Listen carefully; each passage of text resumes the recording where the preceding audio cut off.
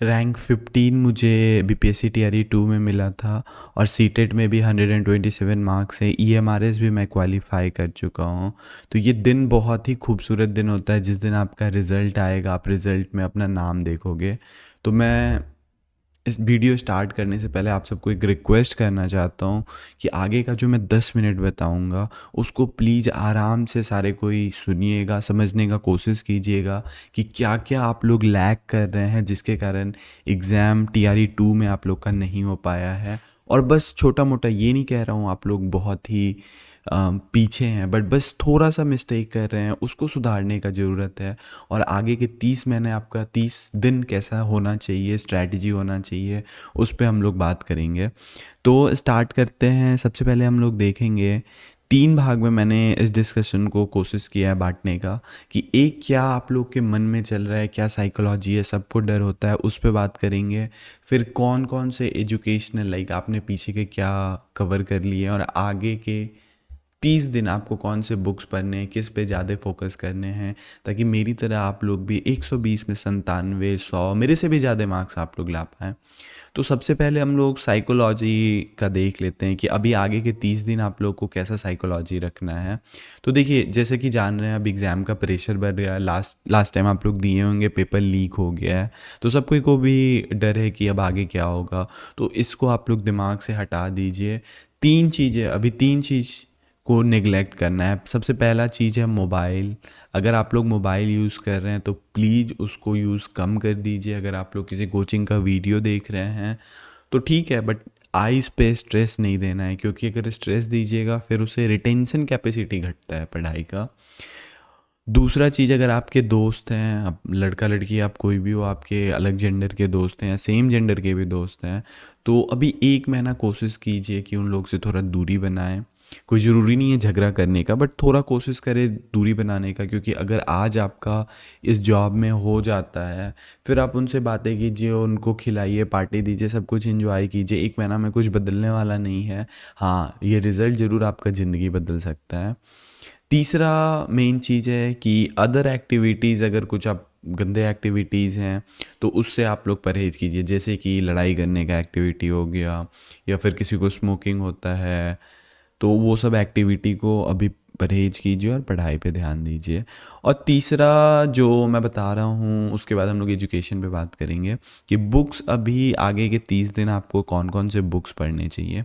तो एक तो सबसे पहला चीज़ है कि आप लोग ये जान लें कि 150 मार्क्स का जो एग्ज़ाम है, तो अब टीआरई 2 से ही हो गया है कि जो 30 मार्क्स के पेपर आते हैं वो भी थोड़े टफ आते हैं जो क्वालिफाइंग है। और 120 आपका सब्जेक्ट वाला पेपर हो गया, जिसमें 80 मार्क्स आपको अपने सब्जेक्ट का होगा। जैसे कि अगर आप मैथ के हैं आप तो मैथ होगा, सोशल साइंस होगा तो सोशल साइंस होगा। और 40 का आपका सारे सब्जेक्ट के होंगे, 8 8 क्वेश्चन 5 सब्जेक्ट के, तो 40 हो जाते हैं। तो ये जो 30 मार्क है इसको भी देखना ज़रूरी है। तो इसके लिए आप लोग कौन सा बुक प्रेफर करेंगे? तो इसके लिए बुक है, आपको बुक से ज़्यादा पीवाईक्यू आप लोग देख लीजिए, उससे लेवल क्वेश्चन का पता चल जाएगा। अभी इंग्लिश का क्वेश्चन थोड़ा इजी रह रहा है, जैसे कि कौन किसका ग्रैंडफादर है, ये बहुत इजी इजी बेसिक पूछ रहा है, तो उसमें आपको अच्छा स्कोर करना है। हिंदी में थोड़ा सा टफ क्वेश्चन पूछ रहा है, तो उस साइड पे भी आपको प्रिपेयर हो के जाना है। अब बात करते हैं यहाँ पे 80 मार्क्स का जो भी आपका पेपर है, मैथ के हैं, इंग्लिश के हैं, संस्कृत के हैं, या फिर 1 to 5 में आप हैं, तो 1 to 5 में सारे पेपर्स पढ़ने हैं आपको।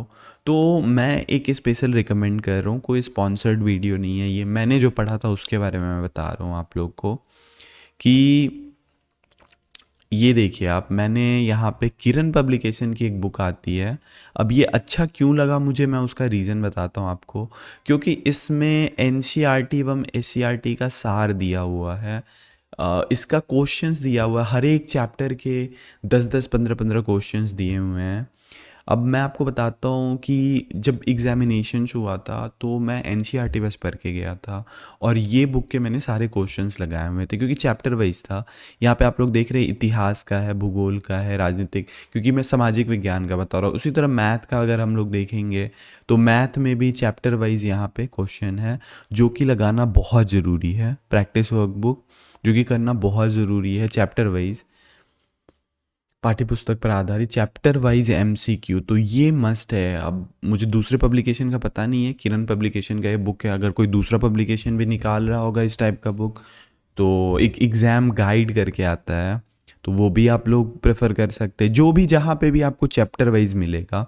अब क्यों चैप्टर वाइज पे मैं इतना फोकस कर रहा हूँ, ये आप लोग को जानने का ज़रूरी है कि आपके जो 80 मार्क्स के जो क्वेश्चन हैं, जो आपके चैप्टर के होंगे, जो आपके सब्जेक्ट के होंगे, उसमें 70 से 75 मार्क्स डायरेक्ट बुक से रहते हैं।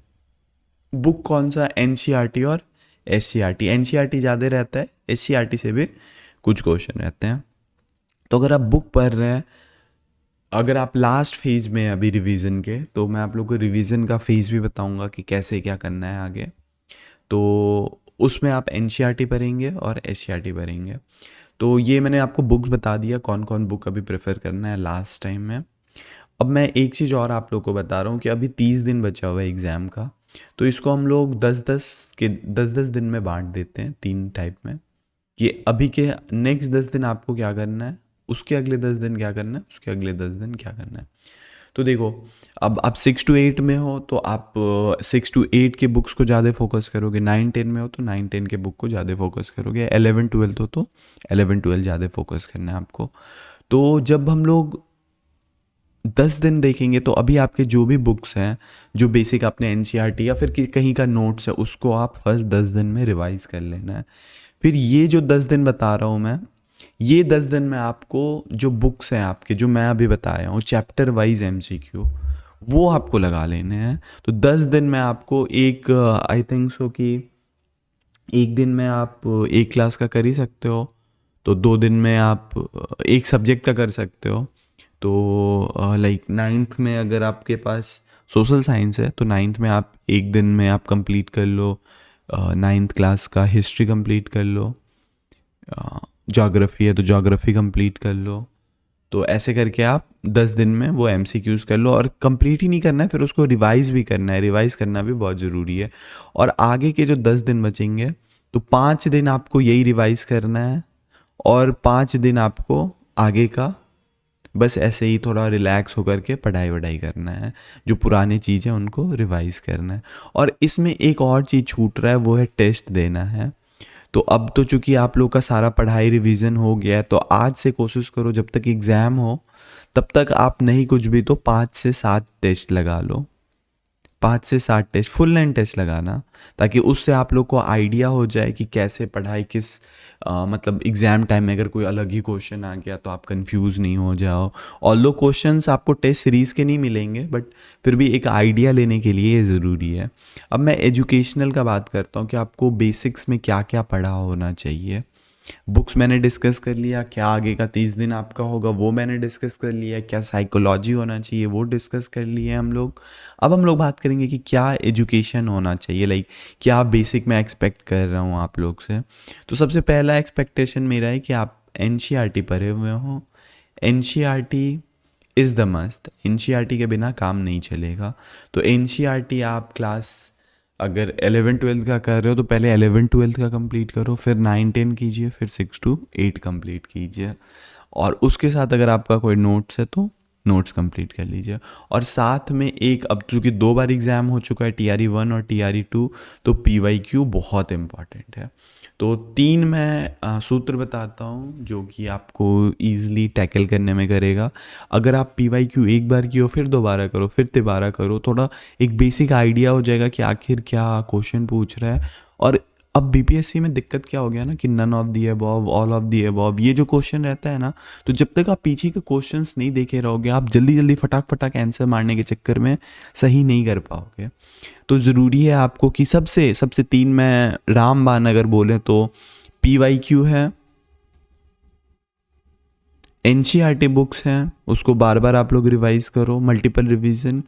और तीसरा है आपको, जो मैं अभी बुक बताया हूँ आपको कि जिससे आप चैप्टर वाइज एमसीक्यू कर सको, तो वो भी एक रामबाण है, चैप्टर वाइज एमसीक्यू, कि आपको उससे एक पूरा आइडिया लग जाएगा।